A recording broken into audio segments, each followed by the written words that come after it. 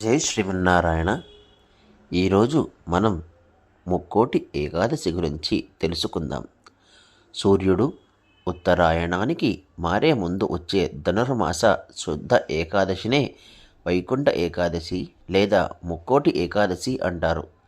ఈ రోజున వైకుంఠ వాకిళ్లు తెరుచుకొని ఉంటాయని, వైష్ణవాలయాలలో గల ఉత్తర ద్వారం దగ్గర భక్తులు తెల్లవారుజామునే భగవద్ దర్శనార్థం వేచి ఉంటారు.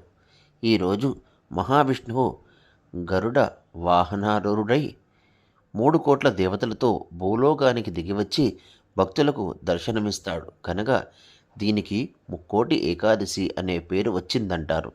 ఈ ఒక్క ఏకాదశి 3 కోట్ల ఏకాదశులతో సమానమైన పవిత్రతను సంతరించుకున్నందువలన దీనిని ముక్కోటి ఏకాదశి అంటారని కూడా చెబుతారు. ఈ ముక్కోటి ఏకాదశి నాడే హాలాహలం అమృతం రెండూ పుట్టాయి. ఈ ఏకాదశి వ్రతంలో కొన్ని నియమాలు పాటించవలసి ఉంటుంది. దశమి నాడి రాత్రి నిరాహారులై ఉండాలి. ఏకాదశి రోజంతా కూడా ఉపవాసం ఉండాలి. ఆ రోజున అబద్ధం ఆడకూడదు. స్త్రీ సాంగత్యం పనికిరాదు. చెడ్డ పనులు, దుష్ట ఆలోచనలు చేయకూడదు. ముక్కోటి ఏకాదశి రోజు రాత్రంతా జాగరణ చేయాలి. తదుపరి అన్నదానం చెయ్యాలి.